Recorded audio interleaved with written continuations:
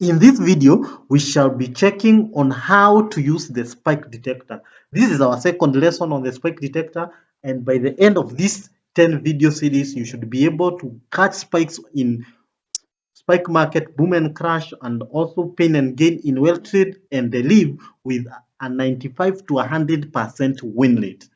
So we already know that once you get a signal in the blueprint system like this one I had recorded earlier with the spike detector, you are supposed to immediately enter once it gives you a notification like this and an arrow showing you the direction. You are supposed to immediately enter the trade and wait.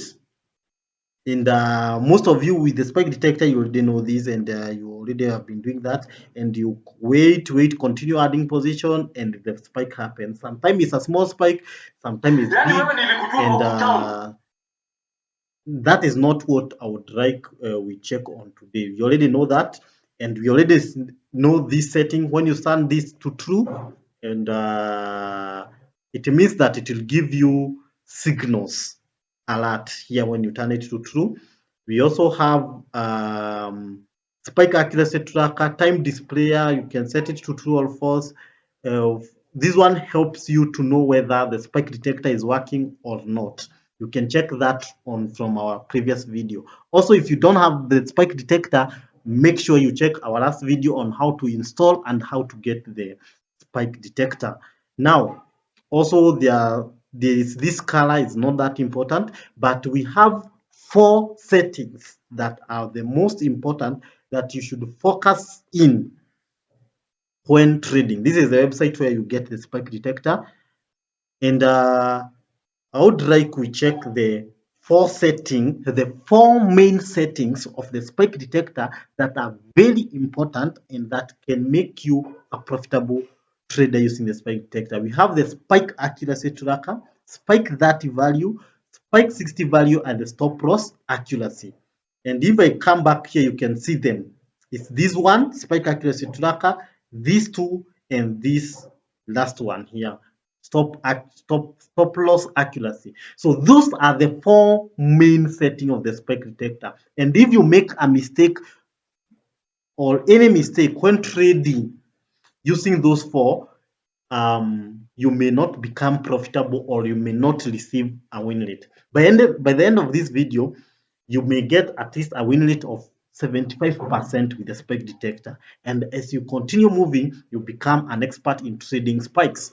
So what does the spike accuracy tracker do? It tracks probability of a spike happening and also affects the accuracy. What that means is the spike accuracy tracker, depending on what you put there, if I put a small value on the spike accuracy tracker on the indicator list, properties, and I put a small value like 2, what happens is that I'll get so many signals. You can see it has even just given me a signal. It has just given me a signal where there was no signal in it. So it will give me a lot of fake signals and poor signals. And again, if I set it to a very high point, like 200, like that, also, I may never get a signal at all. So that is why we are saying if you set it the value low, you will get many signals which are very poor. And if you set it extremely high, you'll get you may not even get a single signal. But so you need to balance it depending on the market. Either it's boom 1000, crash 1000, or which market you are trading, to make sure you get good signals.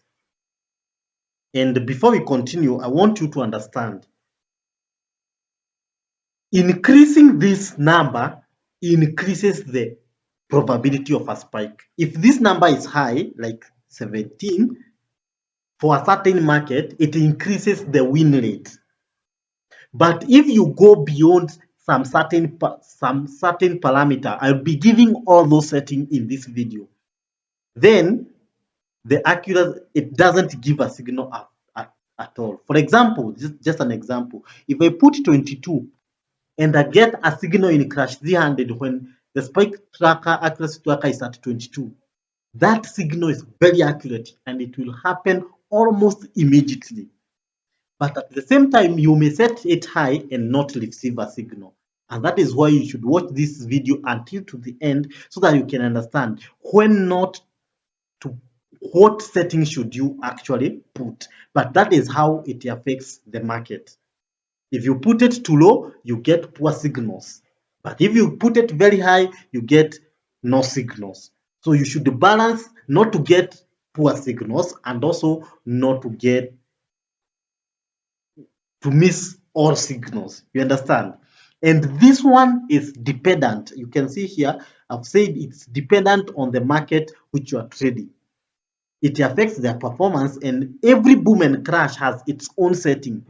But in this video, I'll explain how you gonna set it for every market and how you can customize for yourself the best that is working with you. By the end of the video, you shall learn about it. Again, now let's go to the second setting you should understand, and that is the spike 30 and spike 60 value. I have combined these two because they do the same thing. So these two settings control the spike alert when it is given. When does this alert come? There's this alert. Remember, we enter after the alert. Okay. I want to. So this alert, when does it come out?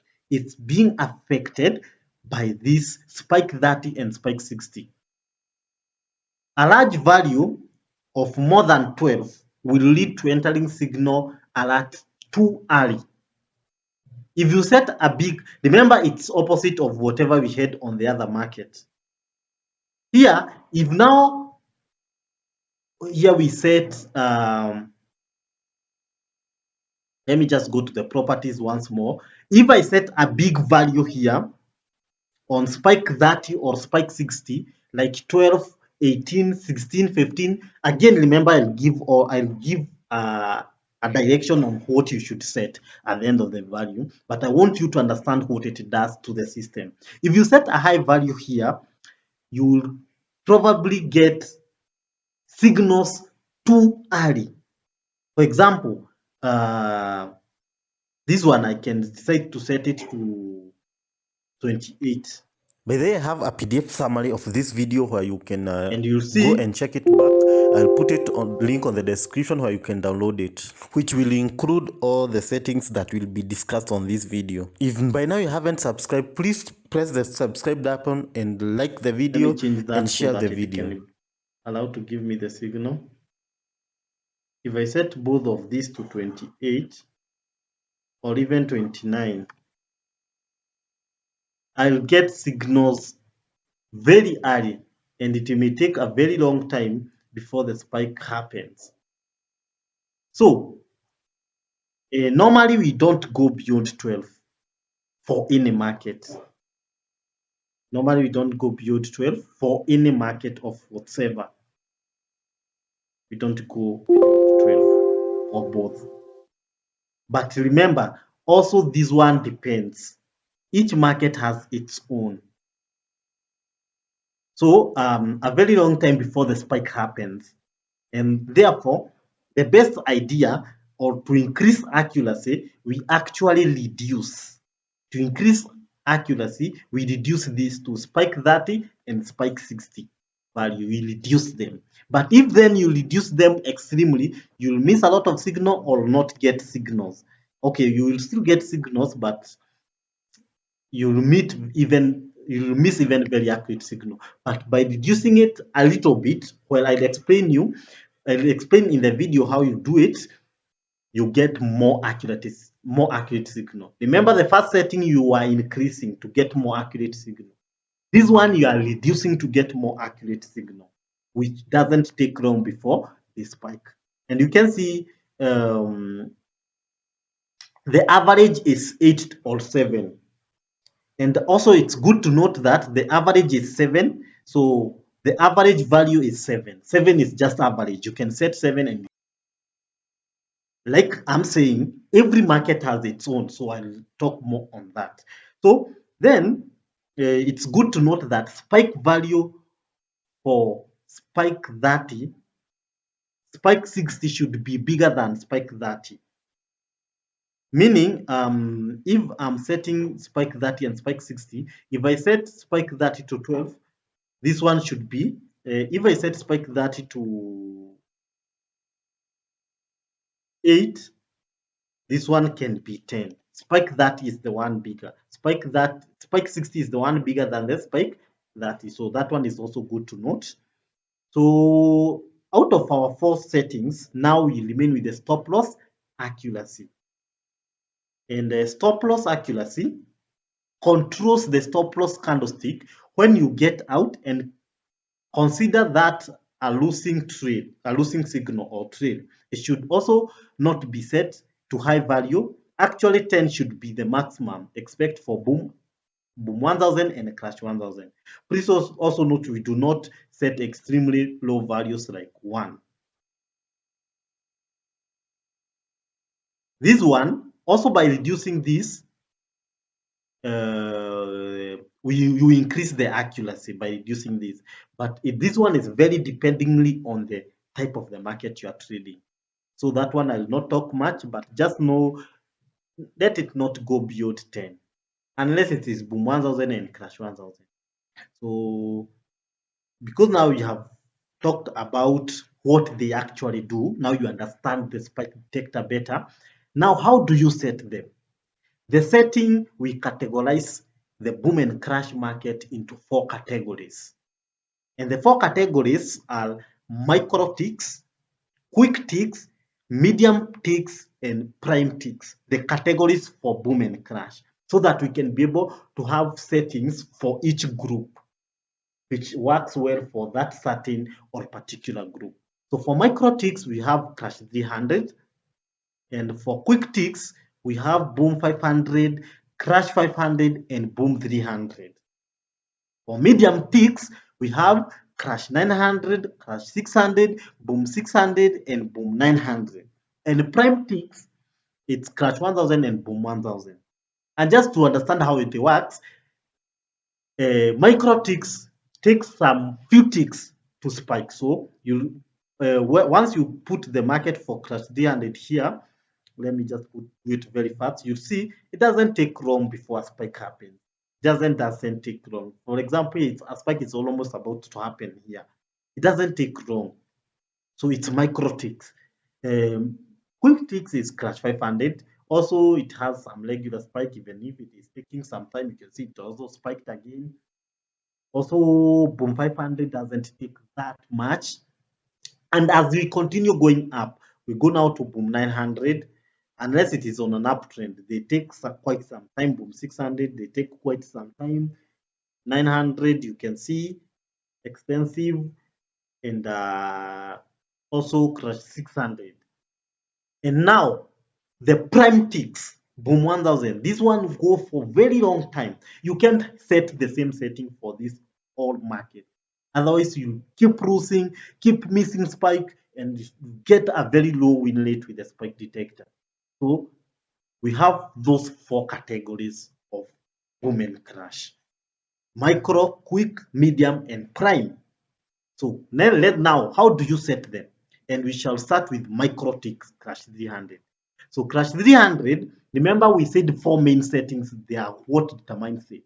On the spike accuracy tracker, just put it a maximum of 15.